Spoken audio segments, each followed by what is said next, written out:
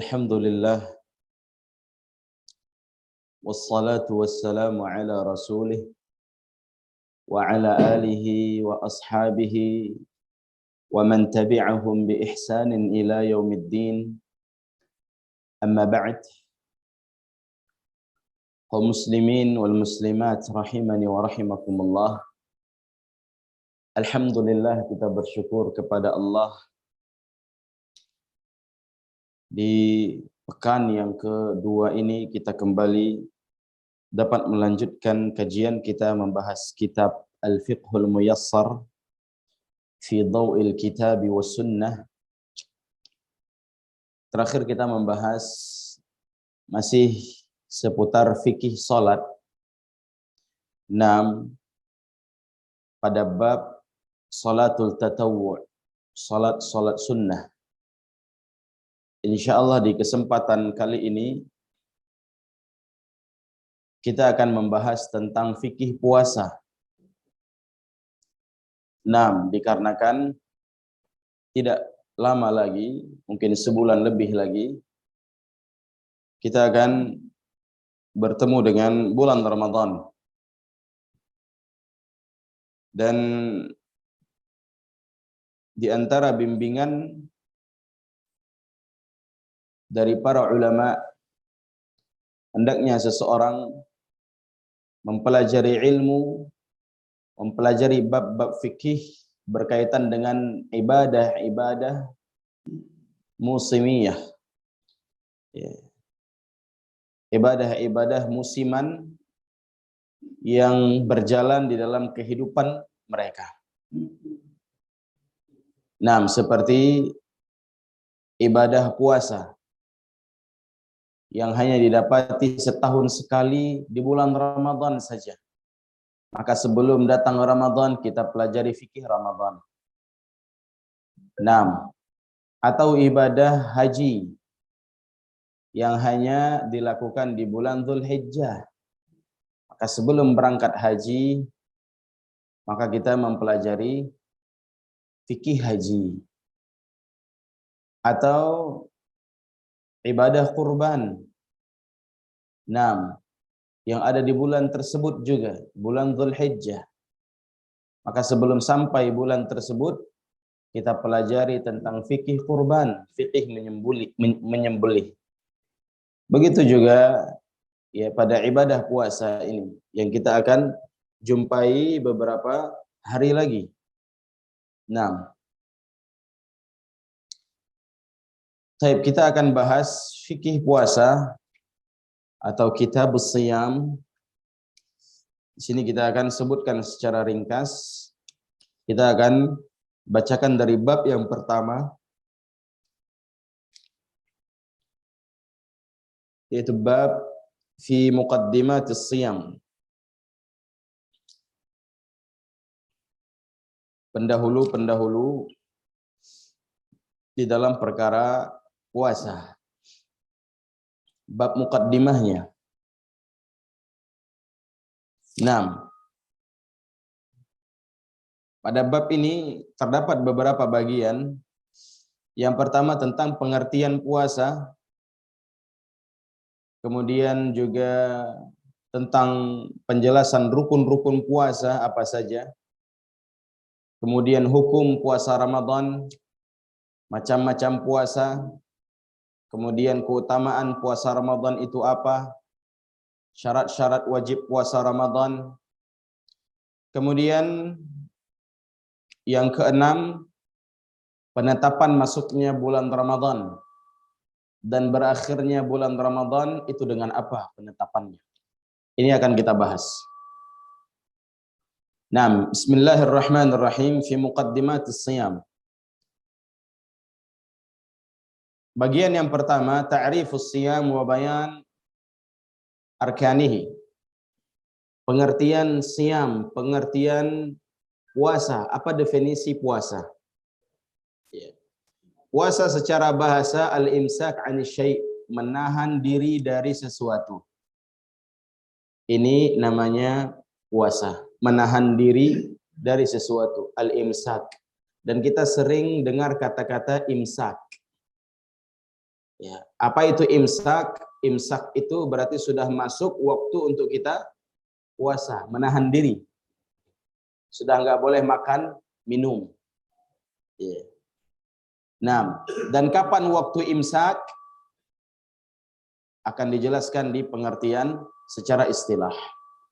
Di dalam definisi secara syariat, puasa itu al-imsak anil akli wa syurbi wasairil mufattirat ma'an niyah min tulu'il fajr as-sadiq ila ghurubi syams. Yang namanya imsak itu, yang namanya puasa itu menahan diri dari makan dan minum dan hal-hal yang dapat membatalkan puasa disertai dengan niat. Kapan mulainya? Min tulu'il fajr, dari terbitnya fajar shadiq sampai terbenamnya matahari. Itu mulai puasa, itu mulai imsak. Iya. Maka waktu imsak itu kapan? Ketika terbit fajar. Kapan terbit fajar? Azan subuh. Itu imsak. Nah, tapi kalau imsakiyah yang dibagikan, kapan waktu imsak? 10 menit sebelum azan. Nah, 10 menit sebelum azan itu disebut di dalam edaran imsakiyah sudah tidak boleh lagi makan dan minum. Ya, sebenarnya masih boleh Bapak Ibu.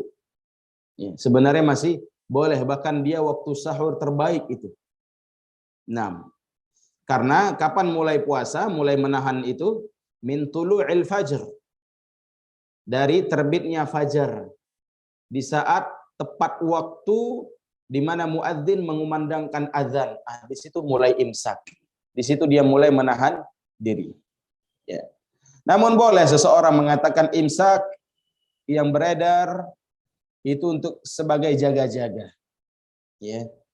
Hanya sekedar untuk jaga-jaga, bahwasanya ya 10 menit lagi azan atau 5 menit lagi azan, jaga-jaga. Jangan sampai kebablasan. Ya.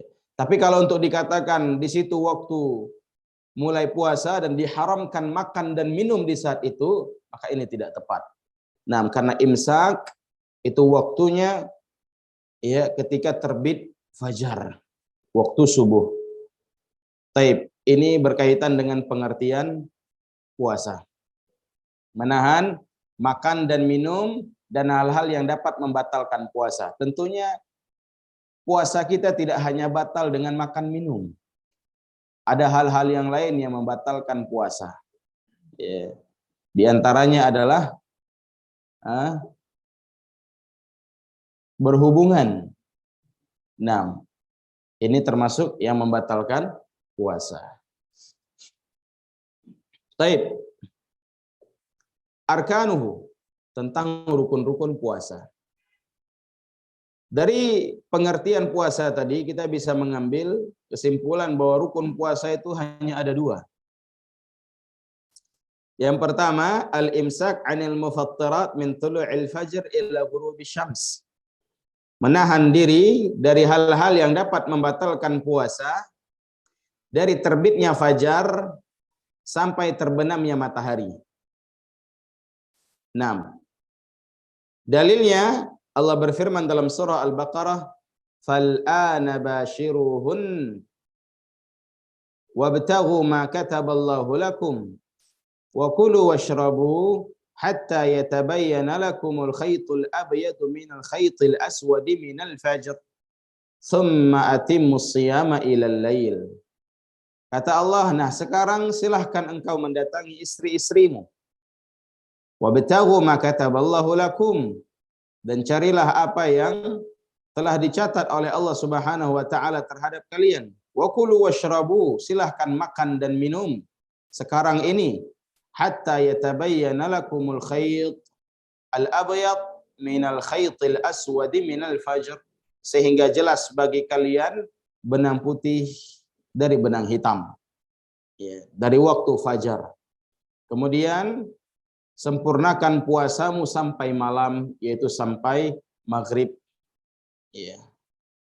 Yang dimaksud dengan wal murad bil khaytil abyad wal khaytul aswad, bayadun nahar wa sawadul lail. Ya, jelasnya putihnya siang ataupun gelapnya malam. 6. Jadi ketika masuk waktu fajar maka berakhir waktu sahur. Tidak boleh lagi sahur kalau sudah masuk waktu fajar dan di situ mulai imsak, di situ mulai berpuasa. Rukun yang kedua, an-niyah. Puasa itu mesti ada niat. Yeah.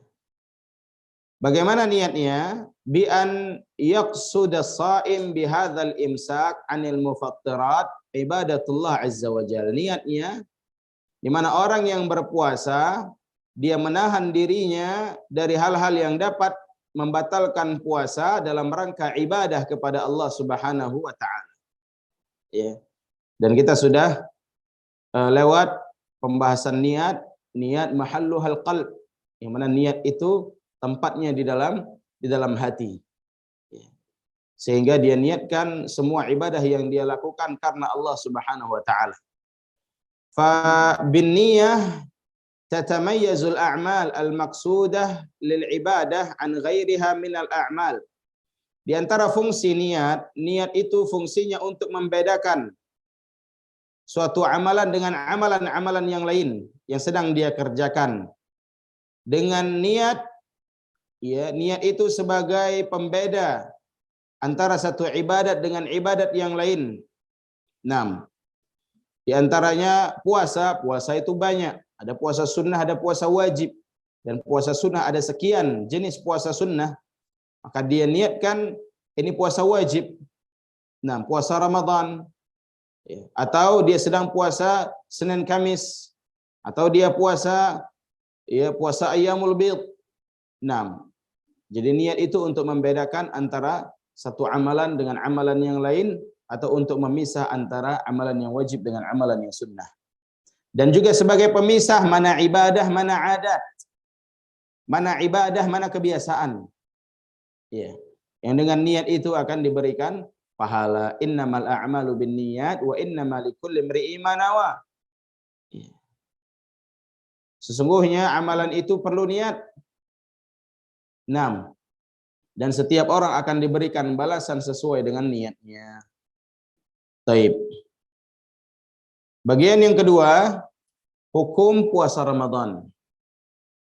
Ya. Faradallahu azza wa jal siyam syahr Ramadan. Allah telah wajibkan puasa Ramadan. Ya. Jadi puasa di bulan Ramadan hukumnya wajib. Ya. Dan Allah jadikan dia termasuk salah satu dari rukun Islam yang ada 5. Di antara rukun Islam adalah puasa Ramadan. Dan dalil wajibnya puasa jelas dalam surah Al-Baqarah ayat 183. Ya ayyuhalladzina amanu kutiba alaikumus shiyam kama kutiba alal ladzina min qablikum la'allakum tattaqun. Wahai orang-orang yang beriman, telah diwajibkan atas kalian puasa sebagaimana telah diwajibkan pada orang-orang sebelum kalian agar kalian bertakwa. Nah, begitu juga hadis Abdullah bin Umar radhiyallahu anhuma, Rasul sallallahu alaihi wasallam bersabda, bunyal Islamu ala khamsin. Islam itu dibangun di atas 5 pilar, 5 rukun. Di antara rukun Islam adalah puasa di bulan Ramadan. Ya. Ini dalil-dalil tentang wajibnya puasa Ramadan. Dahulu ada orang yang bertanya kepada Rasul sallallahu alaihi wasallam tentang puasa apa yang wajib baginya. 6. Kata dia, akhbirni madza faradallah alayya minas siyam ya Rasulullah, kasih tahu aku puasa apa yang Allah wajibkan untuk aku. Puasa apa yang Allah Subhanahu wa taala wajibkan untuk kita. Maka Rasul sallallahu alaihi wasallam mengatakan syahrul Ramadan. Puasa bulan Ramadan itu wajib. Hal alayya ghairih? Apakah ada kewajiban puasa lain? Kata Nabi, enggak ada. Illa anta tawwa'a syai'a, kecuali kalau kamu mau melaksanakan yang sunnah. Jadi dari sini puasa Ramadan itu hukumnya wajib, dan ini kesepakatan, tidak ada yang menyelisih hukum ini. Ya. Dari manapun, ulama manapun, tidak ada yang menyelisih hukum ini. Ya. 6. Tentang wajibnya puasa Ramadan. Taib. Kemudian macam-macam puasa atau pembagian puasa. Ya. Puasa itu terbagi menjadi 2. Ada puasa wajib, ada puasa sunnah. 6. Puasa wajib itu ada 3. Puasa wajib itu ada 3. Yang pertama puasa Ramadan, wajib. Yang kedua puasa kafarat. Ya. Karena dia melanggar, kena denda. Kena kafarat. Ya. Yang ketiga puasa nazar. Dia sudah bernazar, dia berjanji dengan Allah Subhanahu wa taala. Nazar itu ibadah yang dia wajibkan atas dirinya dalam keadaan Allah tidak wajibkan itu untuk dia. Tapi dia yang wajibkan untuk dirinya. Dan dia berjanji kepada Allah, maka itu nazar namanya. Nazar itu wajib ditunaikan. Ya. Dan pembahasan kita di sini akan fokus kepada pembahasan puasa Ramadan saja. 6. Kemudian bagian yang keempat, fadlu siyam syahrul Ramadan wal hikmah min masyru'iyatih.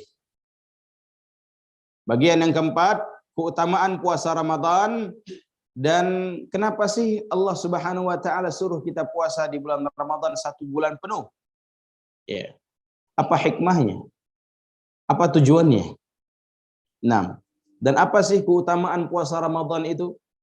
Sehingga semua kaum muslimin di seluruh dunia yang mendapati bulan Ramadan wajib berpuasa di bulan tersebut. 6. Di antara keutamaannya Nabi menjelaskan dalam hadis Abu Hurairah, Nabi mengatakan man qama lailatul qadr imanan wa ihtisaban ghufira lahu ma taqaddama min dhanbihi wa man shama ramadhana imanan wa ihtisaban ghufira lahu ma taqaddama min dhanbihi. Siapa yang menjalankan atau menegakkan malam qadar, beribadah di malam qadar dengan iman dan berharap pahala dari Allah Subhanahu wa taala, akan diampunkan untuknya dosa-dosa yang telah lalu. Dan barang siapa yang berpuasa dengan iman dan berharap pahala, maka Allah Subhanahu wa taala akan ampunkan dosa-dosanya yang lalu. Jadi siapa yang beribadah di siang harinya dengan berpuasa Ramadan dan beribadah di malam harinya dengan tarawih, baca Quran dan yang lainnya, itu semua akan menjadi sebab bergugurannya dosa-dosa kita, diampunkannya oleh Allah Subhanahu wa taala dosa-dosa kita yang lalu. Dan itu keutamaan di antara keutamaan puasa Ramadan. Ya, itu di antara kelebihan dan yang akan Allah Subhanahu wa taala berikan kepada orang-orang yang berpuasa di bulan Ramadan. Juga Nabi sallallahu alaihi wasallam bersabda, as-salawatul khams wal jum'ah ila al-jum'ah wa Ramadan ila Ramadan mukaffirat lima bainahun idza ijtanabatil kaba'ir. Antara satu salat ke salat berikutnya, dari salat-salat wajib, Jumat ke Jumat berikutnya, Ramadan ke Ramadan berikutnya, di tengah-tengahnya ada penggugur dosa selama mereka menjauhi dosa besar. Artinya dosa kecil itu bisa berguguran dengan sendirinya, ya, diakibatkan amalan-amalan yang kita kerjakan. Tapi kalau dosa besar, dia hanya bisa terhapus dengan taubat. Ya. Dan taubat itu syaratnya ada 4. Sebagian ulama menyebutkan syaratnya ada 5. Di antaranya yang pertama ikhlas karena Allah, yang kedua menyesalinya, berjanji tidak mengulanginya, yang keempat tidak meninggalkan perbuatan tersebut, kemudian yang kelima menyesali perbuatan tersebut dan ya tidak mengulanginya. Ya, itu di antara taubat nasuh, taubat yang jujur. Adapun dosa-dosa kecil bisa berguguran dengan amalan-amalan yang kita kerjakan, apakah itu salat 5 waktu ataupun salat Jumat atau Ramadan yang kita kerjakan puasa Ramadan yang kita kerjakan, atau menuntut ilmu syar'i. Menuntut ilmu syar'i juga menjadi ya penghapus dosa-dosa kecil. Orang yang menghadiri majelis ilmu maka akan diampuni dosa-dosanya oleh Allah Subhanahu wa taala.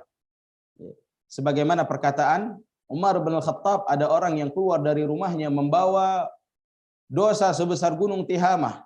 Kemudian dia mampir di sebuah majelis, dia mendengar kajian. Dengan dia mendengar kajian, kemudian dia bertaubat, menyesal, kembali kepada Allah Subhanahu wa taala, balik pulang ke rumah sudah enggak ada lagi dosa yang sebesar gunung Tihamah. Ya. Kenapa? Dia bertaubat gara-gara mendengar nasihat-nasihat, tuguran-tuguran ya, yang dia dapat di pengajian, di majelis-majelis ilmu, sehingga dia kembali kepada Allah. Dengan sebab itu maka berguguranlah dosa-dosanya. Ya. Dan Nabi SAW juga mengatakan, ittaqillaha haitsu ma kunta wa atbi'is sayyi'atal hasanata tamhuha wa khaliqin nas bi khuluqin hasan. Bertakwalah kepada Allah dimanapun kalian berada, dan iringi kejelekan yang kalian lakukan dengan kebaikan. Niscaya kebaikan yang kalian lakukan itu akan menghapus keburukan-keburukan yang ada. Nah, menuntut ilmu termasuk kebaikan yang paling baik. Maka kalaulah kebaikan yang biasa saja yang kita lakukan bisa menghapus dosa, bagaimana kebaikan yang paling baik yang kita lakukan? Tentu akan dapat menggugurkan dosa-dosa. Nah, sebagaimana yang disebutkan oleh Ibnu Qayyim rahimahullah tentang keutamaan menghadiri majelis ilmu. Jadi, dosa-dosa itu bisa berguguran dengan sendirinya dengan amalan-amalan saleh, yaitu dosa-dosa kecil. Nah, kemudian hikmah min masyru'iyati shaumih. Hikmah disyariatkannya puasa. Untuk apa sih puasa? Nah, sebulan pula tuh. Nah, 30 hari. Kenapa enggak seminggu aja? Kenapa enggak 2 minggu saja? Kenapa harus sebulan? Kenapa Allah wajibkan 1 bulan? Dan kenapa hanya di bulan Ramadan saja? Apa hikmahnya? Yang pertama, tazkiyatun nafs wa tathiruha wa tanqituha minal akhlaqir radi'ah wal akhlaqir radilah. Untuk membersihkan jiwa. Puasa itu untuk membersihkan diri, mensucikannya. Nah, dan untuk mencuci diri kita ini dari akhlak-akhlak yang buruk, dari akhlak-akhlak yang jelek, perangai-perangai yang buruk. Semoga dengan puasa dia tersadarkan. Yang kedua, fi shaum tazhid fid dunya wa syahwatuha wa targhib fil akhirah wa na'imiha. Dengan puasa maka dia akan melemah ketamakannya terhadap dunia. Ambisi-ambisinya terhadap dunia akan surut dengan puasa. Dan keinginan terhadap akhirat akan meningkat dengan puasa. Orang kalau sudah puasa, kepengennya menjadi berkurang. Pengen ini, jadi berkurang. Semoga dengan puasa banyak-banyak dia ingat mati. Banyak-banyak dia ingat bekal. Sudah seberapa banyak bekal yang telah dia persiapkan untuk berjumpa dengan Allah Subhanahu wa taala. Yang ketiga, as-shaum yab'atsu 'ala al-'atfi 'ala al-masakin wa syu'ur bi alamihim. Lianna as-sha'im yadhuq alam al-ju' wal 'atash. Untuk apa puasa? Agar kita merasakan apa yang dirasakan oleh orang-orang miskin. Dari rasa lapar, bagaimana perut keroncongan. Yang mana orang yang berpuasa itu pasti dia merasakan sakit di dalam perutnya. Itu kelaparan, keroncongan, wal 'atash, dan kehausan. Agar dia tahu, oh ternyata seperti ini rasanya seharian nggak makan. Oh ternyata seperti ini penderitaan sebagian saudara kita para fuqara wal masakin yang kekurangan makanan. Ya mungkin di antara mereka dapat makan sehari sekali saja sudah mantap sekali. Sudah nikmat yang begitu besar. Sehingga akan lahir dari diri kita perhatian terhadap orang-orang miskin dan para fuqara. Karena kita pernah merasakan juga bagaimana rasanya sehari nggak makan. Ya. Dan sebenarnya kalau dihitung-hitung belum sebanding dengan penderitaan orang miskin. Ya. Kita paginya makan sahur. Kadang ada orang kalau sahur makannya banyak. Ya. Untuk apa? Bekal di siang hari biar nggak cepat lapar. Ya. Orang miskin mana ada seperti itu. Ya. Ada dia air putih, ada dia sebiji pisang, udah alhamdulillah. Nah, kemudian kita terkadang ketika berbuka puasa balas dendam, siap semuanya dimasak, semuanya dibeli, dihidang di atas meja. Begitu azan hantam semuanya. Orang miskin, ya tidak ada jaminan itu. Nah, sehingga belum ada apa-apanya terkadang. Ya, bagaimana kita merasakan sebagaimana yang mereka rasakan. Baik. Kemudian hikmah-hikmah lain yang sangat banyak disyariatkannya puasa.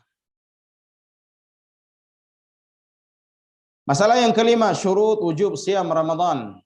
Syarat-syarat wajibnya puasa Ramadan. Yang pertama, di sini ada 6 syarat wajib puasa. Yang pertama Islam. Islam. Sehingga tidak wajib dan tidak sah orang kafir berpuasa. Karena puasa itu ibadah dan ibadah tidak diterima dari orang kafir. Namun kalau orang kafir itu masuk Islam, la yalzam biqada ma fatahu, maka tidak ada kewajiban bagi mereka untuk mengqada puasa-puasa yang telah berlalu. Umpamanya ini orang kafir masuk 20 Ramadan masuk Islam dia. 20 Ramadan masuk Islam. Maka 20 hari Ramadan yang telah berlalu atau puasa-puasa sebelumnya, maka tidak ada kewajiban bagi dia mengqada karena dia baru hari itu masuk Islam. Nah, berbeda dengan orang Islam itu sendiri. Sudah masuk 20 Ramadan, hari itu baru dia mulai puasa. Maka dia harus qada 20 hari ke belakang yang dia enggak puasa. Kalau dikorek-korek 2 tahun ke belakang, 3 tahun ke belakang masih juga ada yang belum dia bayar, maka dia wajib qada juga. Ya. Tapi kalau orang kafir enggak. Nah, tapi kalau orang Islam maka wajib dia bayar dan itu sebagai hutang antara dia dengan Allah Subhanahu wa taala. Yang kedua, al-bulugh, baligh. Ya. Sampai umur baligh. Ya. Kalau laki-laki dia dengan mimpi basah. 6. Kalau perempuan dengan haid, tanda mereka baligh. Ya, jadi laki-laki tanda balighnya itu mimpi basah. Ya, bukan sunat. Ya, sunat itu bukan tanda baligh. Ya. 6. Karena orang dahulu sering sunat ketika bayi. Ya, dari kecil lagi udah sunat. Ya. Hanya saja di kebiasaan kita hari ini sunat umur 10 tahun. 6. Begitu juga wanita. Wanita baligh ya dengan haid. Ya, dengan datang bulan. Dan laki-laki biasanya di umur 13 tahun. Rata-rata 13 tahun, 14 tahun. Ya, itu awal mereka baligh. Adapun wanita ya, paling cepat disebutkan oleh para ulama umur 9 tahun. Paling cepat. Kalau memang dia subur, pertumbuhannya bagus, terkadang dia cepat. Kadang kelas 5 SD dia sudah haid. Kelas 6 SD dia sudah haid. Ya, ada yang seperti itu, ya, wanita, anak-anak yang bagus pertumbuhannya. 6. Maka yang kedua, syarat wajib puasa Ramadan baligh. Ya, sehingga tidak wajib bagi anak kecil. Namun tidak mengapa anak kecil yang belum baligh diajari puasa, dilatih, ditarbiyah, diberikan pendidikan. 6. Sebagaimana sholat. Ya. Kapan anak kita disuruh salat oleh Nabi SAW? Muru auladakum bis salah wa huwa ibnu sab'in. Suruh anak kalian salat ketika umurnya 7 tahun. 7 tahun dah balik. Belum balik tapi disuruh salat oleh Nabi. Untuk apa? Melatih mereka, mendidik mereka. Maka anak-anak kaum muslimin hari ini juga baru kelas 1 SD sudah disuruh puasa. Walaupun setengah hari, walaupun memang setengah hari itu bukan puasa namanya. Yang namanya puasa itu dari terbit fajar sampai terbenam matahari, itu baru puasa. Ya. Namun itulah istilah untuk anak-anak, memotivasi mereka agar terbiasa dengan ibadah, agar tahu mereka dari dini ibadah puasa. Sehingga boleh dan puasanya sah. Ya. Selama dia menjalankan aturan-aturan Ramadan. Ya. Jadi ini sebagai bentuk latihan bagi anak-anak. Ya. Bahkan tidak sedikit dari orang tua yang memberikan motivasi, ya, ini udah kelas 2, ya, puasalah. Kalau puasanya full dapat hadiah, boleh. Hal-hal yang seperti itu diperbolehkan, digalakkan bagi orang tua terhadap anaknya. Dan ini juga motivasi yang baik. Nah, dan anak-anak senang seperti itu, diiming-imingkan seperti itu. Tapi jangan hanya iming-iming. Benar-benar diberikan sebagaimana yang dia janjikan. Tapi kalau tidak, maka si ayah telah mengajari anaknya berdusta. Yeah. Nah, nanti kalau sholat 5 waktu, kasih ini. Kalau puasa, kasih ini. Tapi sudah puasa sebulan Ramadan, enggak dikasih. Ya, itu anak-anak akan ingat. Yeah. Oh, berarti seperti ini orang tua. Yeah. Mengajari anaknya kebohongan, dia akan ingat. Nah. Kemudian yang ketiga, al-aql, berakal. Maksud berakal di sini sehat akalnya, bukan gila. Ya. Sehingga tidak wajib bagi orang gila puasa. Ya. 6.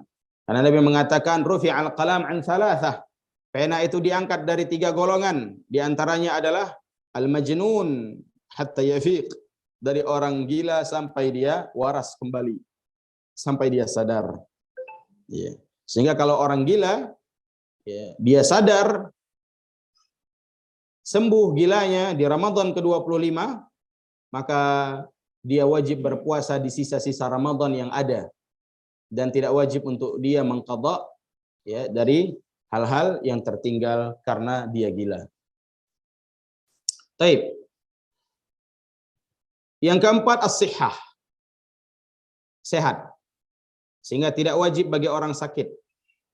Tidak wajib bagi orang sakit. Allah mengatakan wa man kana maridan aw ala safar fa iddatun min ayyamin ukhra. Siapa yang sakit atau sedang safar, maka silahkan ganti di hari lain. Tidak berpuasa di hari itu. Kenapa? Saya hari ini safar ke Banda Aceh. Ya, kalau saya puasa, saya bisa muntah-muntah, pening, ya, darar, bahaya bagi diri saya, sehingga saya enggak puasa. Oh, boleh, silahkan tidak berpuasa. Atau lagi sakit. Ya, sakit di sini sakit mana? Sakit yang apabila dia tetap berpuasa akan membahayakan dirinya. Ya. Tapi kalau cuman sakit flu, ya. 6. Kesandung batu tadi di luar. 6. Sehingga luka sedikit. Itu sakit yang seperti itu tidaklah memudaratkan dia, ya, kalau dia berpuasa. Maka tidak perlu dia beralasan dengan ayat ini. Wa man kana minkum maridan aw ala safarin. Ya. 6. Fa'iddatun min ayyamin ukhar, karena sakitnya tidak masuk ke dalam kategori sakit yang dimaksud di dalam ayat. 6. Tapi yang sakit yang dimaksud adalah sakit yang apabila dia berpuasa, tetap berpuasa akan membahayakan dirinya. Demam tinggi misalkan. Ya. 6. Atau sakit yang memang dia harus masuk cairan, harus masuk obat, nggak bisa putus obat. Maka berarti dia harus buka puasa. Dan dia qadha nanti setelah sembuh. Kecuali sakit yang divonis tidak bisa sembuh lagi. Ya, orang tua atau sakitnya sudah banyak, semua penyakit sudah di tubuhnya. Ya, maka orang yang seperti ini tidak mengqadha tapi membayar fidyah. Membayar fidyah. Dan cara membayar fidyah itu dibayar dari Ramadan yang telah berlalu, atau dia menunggu sebulan penuh Ramadan berlalu baru dia bayar fidyah. Ya. Jadi tidak boleh bayar fidyah itu saya sudah tua renta nggak sanggup puasa bayar fidyah saja. Ini baru hari pertama bulan puasa, hari ini langsung dia bayar fidyah untuk 1 bulan ke depan. Nah, nggak boleh. Nah, tapi dia bayar fidyahnya puasa-puasa yang sudah lewat. Ya, per hari atau nanti di akhir Ramadan sekali satu bulan. Nah.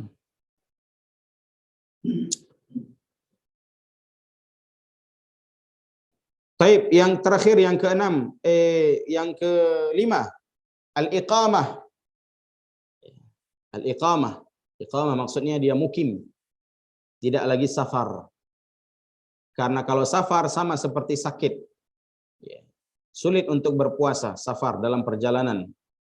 Wa man kana maridan aw ala safar, siapa yang sakit atau sedang safar silahkan dia ganti di hari lain kata Allah. Ya. Maka siapa yang safar tidak wajib puasa. Tapi kalau dia juga mau berpuasa silahkan. Boleh. Ya. Bahkan itu baik untuknya kalau safarnya tidak memudaratkan dia. 6. Umpamanya dia ingin safar ke Riau. Naik pesawat ya dari Bandara Lok Sumawe. Turun di Riau. Safar enggak itu namanya? Safar, tapi kan enggak begitu melelahkan. Kalau dia tetap puasa bagus sehingga dia tidak ya berhadapan dengan yang namanya utang dengan qadha. Ya. Boleh selama safarnya tidak memberatkan. Tapi kalau safarnya itu memberatkan dia, ya, nah maka lebih baik dia berbuka. Nah, karena dulu ada orang yang berpuasa, ada orang yang safar kemudian dia paksa berpuasa. Tiba-tiba dia jatuh di tengah kerumunan manusia. Maka orang pun mengerumuni orang tersebut. Ya, Nabi bertanya, kenapa orang ini bisa pingsan? Ya Rasulullah, dia musafir tapi berpuasa. Maka tidak ada kebaikan dari ibadah seseorang yang seperti ini. Karena ibadahnya membuat dirinya, karena ibadah yang dia lakukan membahayakan dirinya. Ya. Nah, sehingga tidak disenangi memaksakan diri seperti itu. Karena apa? Ada rukhsah di sana, ada keringanan yang Allah kasih bagi mereka yang berpergian, capek, lelah, buka puasa. Bisa diganti di hari lain nanti di luar Ramadan. Tapi kalau tidak memberatkannya, silahkan dia puasa, tidak mengapa. Atau dia tetap dengan niat puasanya. Saya mau coba berpuasa. Nanti kalau di jalan nggak sanggup buka, nggak apa-apa. Nah, taib. Yang keenam, yang terakhir, al-khulu minal haid wan nifas. Syaratnya bebas dari haid dan nifas. Ini bagi perempuan. Bagi perempuan, bebas dari haid dan nifas. Tidak dalam keadaan haid, tidak dalam keadaan nifas, maka wajib puasa. 6. Fal haid wan nufasa la yajib alaihi masyam. Bagi wanita yang haid dan wanita yang nifas baru melahirkan tidak wajib puasa. Bahkan haram bagi mereka kalau puasa. 6. Sebagaimana ucapan Nabi sallallahu alaihi wasallam, "Alaysa idza hadat lam tusalli wa lam tasum, fadzalika min nuqsani diniha."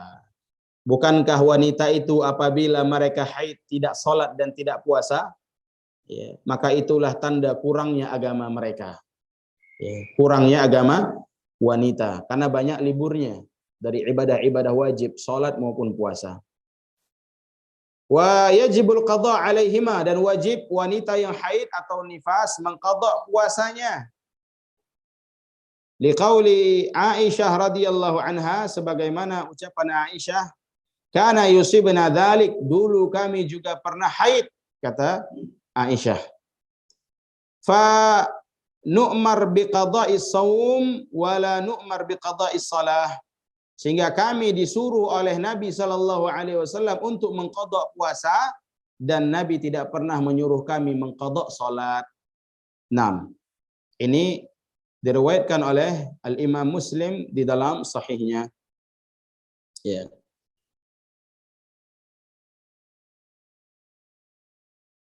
Al-mas'alatus sadisah. Masalah yang keenam, ini yang terakhir. Thubut dukhul syahri Ramadan wan qada'ihi. Menetapkan atau penetapan masuknya bulan Ramadan. Bagaimana penetapan masuknya bulan Ramadan dan bagaimana mengetahui Ramadan telah berakhir. Penetapan bulan Ramadan atau masuknya bulan Ramadan biru'yatil hilal, dengan cara melihat hilal. Nampak hilal. Binafsihi au bi syahadati ghairihi ala ru'yatihi. Dia yang lihat langsung atau orang lain yang lihat. 6. Au ikhbaruhu bidzalik. Atau ada yang mengabarkan kepadanya.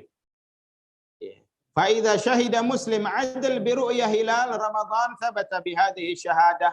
Kalau ada seorang muslim yang adil, dia melihat hilal, maka telah tetap bulan Ramadan pada hari tersebut. Ya. Karena Allah mengatakan faman syahida minkum syahra falyasum. Siapa di antara kalian yang melihat hilal, ya, melihat bulan Ramadan, anak bulan, maka silakan dia puasa. Begitu juga sabda Nabi, idza ra'aitumuh fasumu. Kalau kalian melihatnya, yaitu melihat hilal, silahkan puasa. Ya. Begitu juga hadis Ibnu Umar radhiyallahu anhuma. 6. Akhbartu Nabi sallallahu alaihi wasallam bi ru'yah Ramadan fasamahu wa amara an-nas bi siyamihi. Aku mengabarkan kepada Nabi sallallahu alaihi wasallam bahwasanya aku telah melihat hilal Ramadan, maka beliau pun berpuasa dan menyuruh manusia semuanya untuk berpuasa. Ya. Jadi kalau satu orang saja yang melihat sudah diterima. 6. Dengan syarat dia seorang muslim yang adil. Fa in lam yaral hilal, tapi kalau tidak nampak hilal, aw lam yashhad muslim adil bi ru'yatihi, tidak ada seorang muslim pun yang bisa melihat hilal dengan alat ataupun dengan ya bola mata, dengan penglihatan telanjang. Tanpa alat, dua-duanya bisa dipakai. Kalau tidak terlihat dua-duanya dengan alat ataupun tanpa alat, wajib ikmal iddah Sya'ban 30 yauman, maka silahkan sempurnakan bilangan Sya'ban menjadi 30. Ya. Biasanya 20 Sya'ban itu orang sudah lihat hilal. Menjelang maghrib sudah lihat. Ya. Terlihat atau belum? 6. Ketika tidak terlihat, ya, maka genapkan Sya'ban jadi 30. Besok kita belum Ramadan, berarti besok masih Sya'ban hari ke-30. Besoknya lagi baru Ramadan, pasti Ramadan. Kenapa? Enggak mungkin ada tanggal 31 di dalam bulan Arab. Ya, pasti besoknya Ramadan. Jadi ketika hari ini, misalkan hari ini 29 Sya'ban tidak terlihat hilal, maka besok genapkan 30. Dan semuanya sudah ada yang ya bertugas dalam hal itu. Ya. Sudah ada orang-orang yang ditunjuk oleh pemerintah kita untuk bertugas dalam hal itu. Kita tinggal nunggu kabar saja. Pemerintah mengabarkan besok masih Sya'ban, digenapkan jadi 30. Ya sudah, besok belum puasa. Tapi sebagian masyarakat, ya, sebagian ormas sudah puasa. Kita tidak ada urusan dengan ormas. Urusan kita dengan ru'yatul hilal. Iya. Bukan ikut ormas, tapi ikut ru'yatul hilal, melihat hilal. 6. Kalau nampak puasa, kalau tak nampak genapkan jadi 30. 6. Tapi Saudi udah puasa, nggak ada urusan sama Saudi. Ya, urusan kita dengan lihat hilal. Tapi waktu kita kan lebih cepat daripada Saudi. Ya, itu bukan patokan di dalam berpuasa. Ya. 6. Karena dahulu juga terjadi perselisihan yang seperti itu. 6. Sehingga setiap negeri punya matlak sendiri. maka merujuk kepada negeri dan ketetapan masing-masing negeri. 6. Dan kita punya penguasa, pemerintah dalam hal itu, maka ikut pemerintah ya dalam hal ini lebih selamat. Nah, wala yathbut dukhul syahr bighairi hadzainil amrayn, dan tidak sah penetapan bulan Ramadan kecuali dengan dua cara ini. Cara yang pertama melihat hilal, ya. Cara yang kedua dengan menggenapkan bulan Sya'ban menjadi 30. Tidak ada cara lain. Tidak ada hisab. Ya, perhitungan. Ya. Perhitungan itu untuk bantu saja. Tapi untuk dia sebagai acuan utama maka tidak boleh. Ya. Au itmam Sya'ban 30 yauman. Melihat hilal atau menyempurnakan Sya'ban 30 hari. Kenapa Nabi bersabda sumu li ru'yatih, puasalah kalian karena lihat hilal. Wa aftiru li ru'yatih, dan berlebaranlah kalian karena lihat hilal.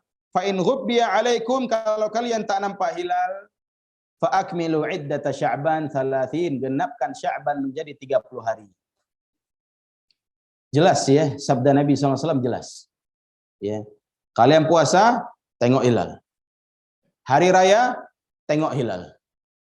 Nggak nampak hilal, genapkan Sya'ban menjadi 30 hari. Nggak nampak hilal, genapkan Ramadan menjadi 30 hari. 6. Sehingga tidak ada urusannya dengan ormas, tidak ada urusannya dengan negara-negara lain. Tapi urusannya dengan hilal. Nampak atau tidak. Tak nampak, genapkan 30. Baik Sya'bannya atau Ramadannya. Dan itu solusi. Ya. 6. Jadi kalau nggak nampak, solusinya genapkan 30. Selesai masalah. Wa yuthbit inqidha Ramadan bi ru'yati hilal syahr Syawal bi syahadati muslimain adlain. Kemudian penetapan selesainya Ramadan, berakhirnya Ramadan, atau untuk menetapkan 1 Syawal itu dengan melihat hilal juga. Tapi dengan dilihat oleh 2 orang yang adil. Kalau penetapan Ramadan cukup 1 orang. Tapi kalau penetapan hari raya harus dua orang. Itu bedanya. Fa illam yashhad musliman adlan bi ru'yatil hilal. Kalau tidak ada 2 orang muslim yang melihat hilal, wajib ikmal iddah Ramadan 30 yauman, maka wajib menyempurnakan, menggenapkan bilangan Ramadan menjadi 30 hari. 6. Baik.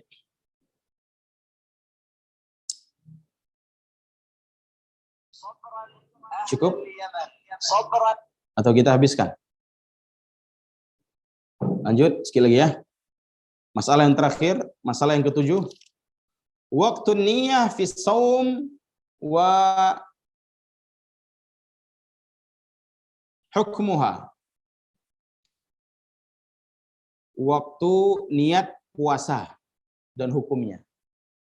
Waktu niat puasa. Kapan niat puasa? Yajibu 'ala shaim an yanwi shiyam. Wajib bagi orang yang berpuasa untuk niat. Wa hiya ruknun min arkanihi kama madha. Dia termasuk rukun dari rukun-rukun puasa sebagaimana yang telah lewat. Karena Nabi SAW bersabda, innamal a'malu binniyat wa innamal likulli imri'in ma nawa. Setiap amal perlu niat dan orang akan diberi balasan sesuai dengan niat mereka masing-masing. Wa yanwiha minal laili fi siyam al-wajib. Nah, kapan mulai niatnya? Wa yanwiha, mulai niat minal lail, dari malam. Dari malam ba'dal isya fi siyam al-wajib, dan ini khusus pada puasa wajib. Kalau puasa wajib maka niatnya dari malam. Ya, mulai niat. Ka shaumi Ramadan wal kafarah wal qada wan nadhar. Seperti puasa Ramadan, puasa wajib, puasa kafarah, puasa wajib, puasa qada, puasa wajib, puasa nazar, puasa wajib. Walau qabla al-fajr bidaqiqah wahidah. Dan boleh juga ya sebelum fajar. Sebelum fajar. Jadi paling telatnya sebelum fajar niat.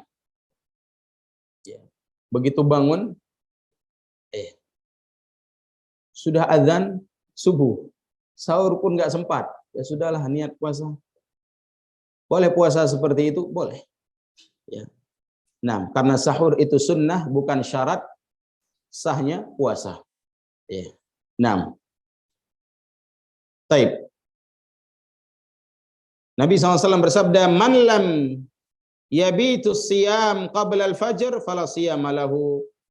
Barang siapa ya, lam yabitu siyam, yang barang siapa yang belum berniat puasa sebelum fajar, maka tidak ada puasa baginya. Maka tidak ada puasa baginya.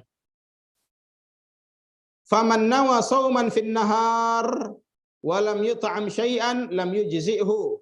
Siapa yang niat puasa di siang hari, ya, walaupun dia belum makan sama sekali, tapi niat puasanya di siang hari, lam yujzi'hu, itu tidak boleh, tidak berlaku illa fi siyamin tatawwu', kecuali puasa sunnah. Kalau puasa sunnah boleh. Ya. Tadi kita sholat subuh, sebelum sholat subuh memang belum ada minum, habis sholat subuh belum ada minum, belum ada makan. Sampai jam 7. Ya. Sampai jam 8, jam 9 pulang ke rumah.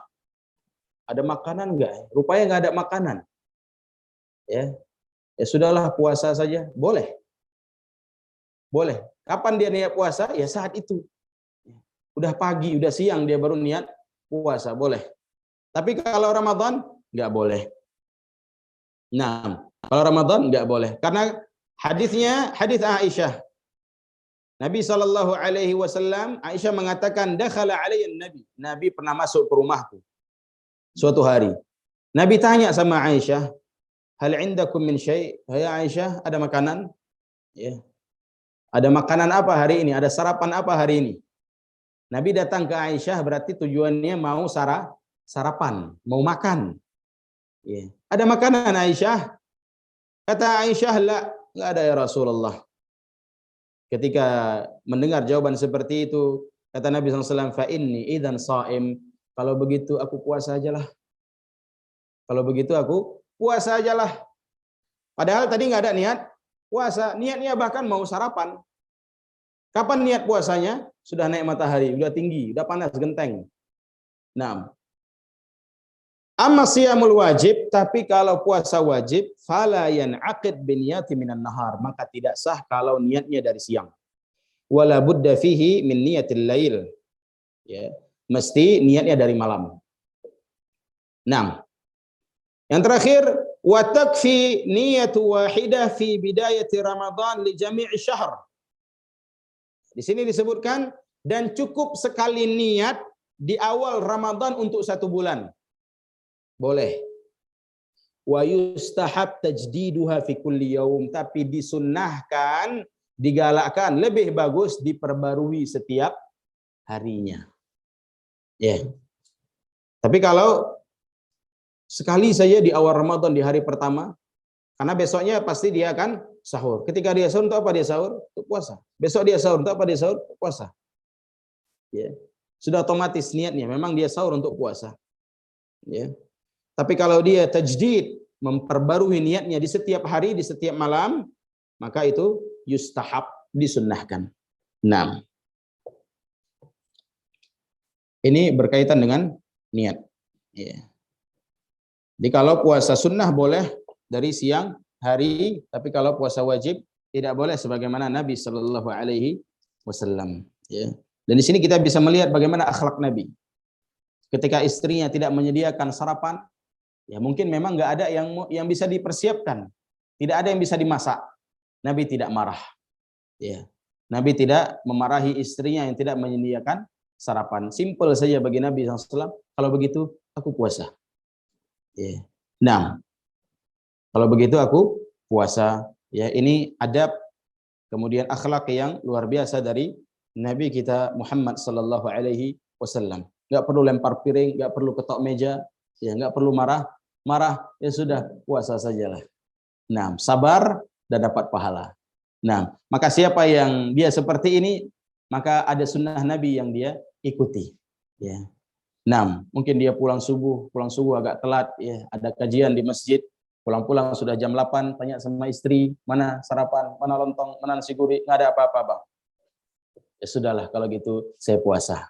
Masya Allah, ikut sunnah Nabi Sallallahu Alaihi Wasallam. Taib.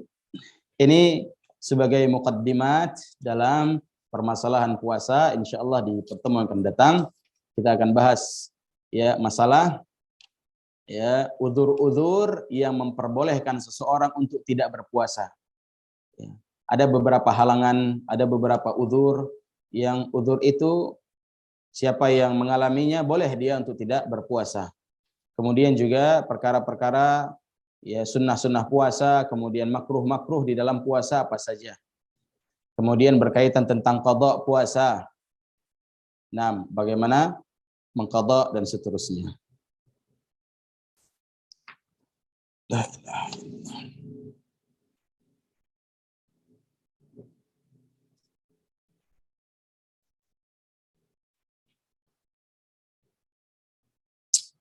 Sini ada pertanyaan soal ibu. Apakah bagi ibu melahirkan, menyusui atau menyusui puasa yang ditinggal diqadha beserta bayar fidyah? Iya. Di sini ada khilaf para ulama tentang masalah qadha dan bayar fidyah bagi wanita melahirkan dan menyusui. Pendapat pertama bahwa ibu yang melahirkan dia hanya mengqadha saja. Ya. Pendapat pertama mengatakan mengqadha dan membayar fidyah. Qadha dan bayar fidyah dua-duanya. Ya. Pendapat yang kedua hanya bayar fidyah saja. Bayar fidyah saja, tidak ada qadha. Ini jawaban secara umum dari dua pendapat. Pendapat yang pertama, jalankan dua-duanya, qadha dan fidyah, kasih makan orang miskin. Kemudian pendapat yang kedua hanya kafar fidyah saja, kasih makan orang miskin saja, tidak ada qadha. Ya. Adapun tentang uzur, kita harus tahu para ulama membagi dua uzur. Ada uzur itu yang tidak bisa terangkat, ada uzur yang bisa terangkat. Uzur yang bisa terangkat ya, itu mengqadha, wajib qadha. Uzur yang bisa terangkat, uzur yang bisa hilang. Seperti mana sakit bisa sembuh, haid bisa suci kembali, melahirkan bisa ya normal lagi, menyusui kan nggak menyusui selamanya, ada masa dia tidak menyusui. Ini uzur-uzur yang bisa terangkat, maka dengan qadha. Ya. Tapi kalau uzur yang tidak bisa terangkat maka dengan fidyah. Ya. Seperti apa? Tua. Umur sudah 80 tahun dan nggak sanggup lagi. Ya. Sikit telat makan saja akan kumat lambungnya. Ya. Dan dia nggak mungkin sehat kembali ataupun muda kembali. Maka hanya berlaku untuknya fidyah saja. Ya. Atau sakit yang divonis oleh dokter nggak akan sembuh lagi. Ini Bapak harus cuci darah ini, rutin cuci darah. Konsumsi makanan seperti ini, jaga makanan, nggak bisa puasa. Ya. Maka orang yang seperti ini, fidyah. Nah, ini satu gambaran. Ada rincian yang lain. Ya. Rincian yang lain tentang ibu melahirkan dan menyusui. Taib. Kalau para ulama menjelaskan kalau dia berpuasa, bermudarat itu untuk janin atau untuk dirinya. Karena kan kadang ibu-ibu ya kalau dia hamil atau menyusui, dia tidak berpuasa karena kalau dia puasa sayang bayinya, kurang ASI. Atau sayang janinnya akan lemah. Dan kalau dia puasa juga darar terhadap dirinya, dia akan lemas. Dia sudah nyusui, puasa lagi. Dia sudah mengandung, dia harus berpuasa. Yang namanya orang mengandung, pasti nggak tahan berpuasa. Ya. Nah, dilihat mana bermudarat ke dirinya atau ke janinnya. Di sini juga dibuat rincian oleh para ulama. Apabila ya, dia tetap puasa, ya, maka ini tidak ada khilaf. Kalau dia puasa, silakanlah puasa. Saya tetap puasa walaupun saya lagi menyusui. Ya, maka anak saya ketika saya puasa, dia kasih susu formula. Malam nanti baru saya kasih ASI. Ya, silakan dia puasa kalau dia bisa seperti itu. Tapi dia harus menyusui juga atau dalam keadaan mengandung. Ya. Dalam keadaan dia tidak ingin tinggal puasa, dia mau puasa selama tidak memudaratkan janinnya, silakan dia puasa. Nah, tapi kalau dia tidak puasa bagaimana? Apakah mengqadha atau bayar fidyah? Ya.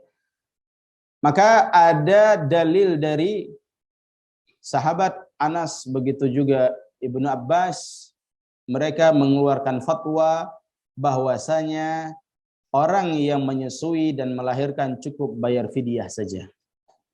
Ya, cukup bayar fidyah saja. Namun saya lebih mengambil pendapat berhati-hati dalam masalah ini. Dia membayar fidyah dan qadha. Ini untuk keluar dari khilaf. Ya, jalan amannya seperti itu. Keluar dari khilaf, ya, maka dia mengqadha dan bayar fidyah. Kalau dia memilih pendapat ya udah fidyah saja, enggak qadha, memang ada pendapat Ibnu Abbas seperti itu. Ya. Memang kita katakan tadi ini tidak masalah ini tidak bebas dari yang namanya khilaf. Maka siapa yang keluar dari ranah khilaf, dia buat dua-dua. Ya, karena tadi juga yang melahirkan, menyusui bukan uzur yang tetap, tapi uzur yang bisa terangkat. 6. Ya. Kecuali memang dia wanita yang produktif. Ya. Tahun ini melahirkan. Tahun ini hamil. Tahun depan menyusui. Tahun depan hamil lagi. Tahun depan menyusui lagi. Ya. Berarti dia 1 tahun 1. Ya. Per tahun 1 anak. Nah, per tahun 1 anak. Dan itu terus menerus sampai 5 tahun. Umpamanya. Berapa hari puasanya berarti yang tinggal? 150 hari. Nah, sehingga sebagian para ulama keadaan yang seperti ini mengambil fatwa Ibnu Abbas tadi. Bayar fidyah saja. Ya. Nah, bayar fidyah saja. Walaupun itu tetap khilaf. Ya, kita tidak menutup pintu khilaf. Ya. Dan jarang orang-orang yang seperti itu. Wanita-wanita seperti itu jarang. Ada memang. Hari ini dia hamil, tahun depan masa dia menyusui karena sudah melahirkan. Tahun depannya lagi masa dia hamil lagi. Tahun depannya lagi masa dia menyusui. Ya kan berarti produktif sekali. Ya.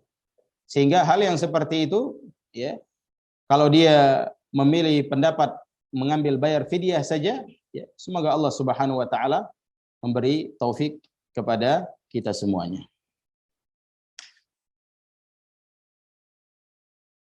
Yang mana lebih utama, zikir setelah sholat fardu, setelah sholat, atau setelah sholat ba'diyah untuk ibu menyusui takut anaknya menangis. Zikir itu setelah sholat fardu. Begitu dia salam, astaghfirullah, astaghfirullah, Allahumma antas salam wa minkas salam, tabarakta ya dzal jalali wal ikram. Ya, Allahumma la mani'a lima a'tait wala mu'tiya lima mana'at wala yanfa'uka dzal jaddi minkal jadd. Itu dia baca, ya.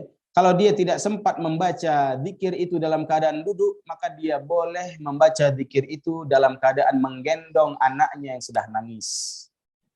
Ya, itu masih dianggap sah zikirnya. Atau dia musafir, atau dia ada keperluan, habis salam harus langsung keluar. Ada target yang harus dia kejar. Maka dia boleh langsung keluar setelah salam, dia zikir sambil jalan. Zikir sambil mengendarai kendaraannya boleh. Ya, itu tidak bermasalah. Ya, sehingga kalau kasus ibunya ini karena ya, ingin menyusui anaknya, ya, atau anaknya nangis atau anaknya rewel, maka dia bisa berzikir dalam keadaan sedang mengurus anaknya atau dalam menggendong anaknya. Tetap dia ya zikir sholat itu kaitannya dengan sholat yang dia kerjakan, sehingga kalau dia sholat asar, kapan dia zikirnya? Ya, selesai sholat asar. 6. Bukan setelah ya, sholat ba'diyah, misalkan zuhur. Setelah ba'diyah zuhur baru dia zikir. Tidak demikian. 6. Karena dia amalan yang berkaitan dengan waktu. Kapan waktunya? Waktunya setelah salam. Zikirnya itu setelah salam salat wajib. Wallahu taala. Saya puasa tahun lalu belum diqadha semua. Bila saya mengqadha tahun ini, apakah qadhanya harus dengan bayar fidyah juga? Mohon penjelasannya. Taib. Kalau dia menunda-nundanya, tidak ada uzur, maka dia wajib bayar fidyah juga. Ya. Sengaja dia tunda-tunda sehingga sudah 2 tahun. Ya. Tapi kalau dia menundanya karena uzur sakit, ya, atau ada halangan lainnya, uzur syar'i, maka dia tidak perlu membayar ya fidyah, cukup dia mengqadha saja. Ya, ini diantara pendapat para ulama fiqhiyah, para fuqaha. Nah, sehingga wanita atau lelaki yang tinggal puasanya karena uzur, dia diberi waktu oleh Allah selama 11 bulan untuk mengqadha. Ya. Alasan apa yang berlaku di hadapan Allah Subhanahu wa taala bagi kita telah diberikan waktu 11 bulan tapi tidak mengqadhanya? Sehingga sebagai hukuman, sebagai pelajaran, ya, sehingga orang yang tidak mengqadhanya baru mengqadhanya tahun berikutnya ditambah dengan fidyah. Walaupun fidyah itu memang enggak mahal-mahal kali. 1 bungkus nasi untuk 1 hari. Dikasih makan untuk fakir miskin. Kalau 30 hari, 30 bungkus. Beli nasi padang 30 kotak, selesai masalah. Ya. Tapi masalahnya, ya, seseorang itu jangan dia menganggap enteng syariat Allah Subhanahu wa taala. Ya. Sehingga kalau hanya sekedar fidyah memang mudah kalau dibandingkan dengan qadha. Atau bisa juga membayarnya dengan beras. Beras. Ya, kalau nasi berarti 1 porsi lengkap dengan lauk pauk dan minumnya. Kalau beras itu sekitar 1,5 kilo. Ya, kurang lebih 1,5 kilo. Nah, sekitar itu. 1 harinya. Harganya berapa 1,5 kilo beras? 20.000, hampir sama dengan sebungkus nasi padang. Ya, hampir sama. Ya, imbang-imbang lah. Nah, taib. Cukup ini saja kajian kita hari ini, semoga sedikit ini bermanfaat. Sudah jam 6 ya. Masya Allah jam 6 sudah. Subhanakallah wa bihamdika wa asyhadu an la ilaha illa anta wa astaghfiruka wa atubu ilaik. Assalamualaikum warahmatullahi wabarakatuh.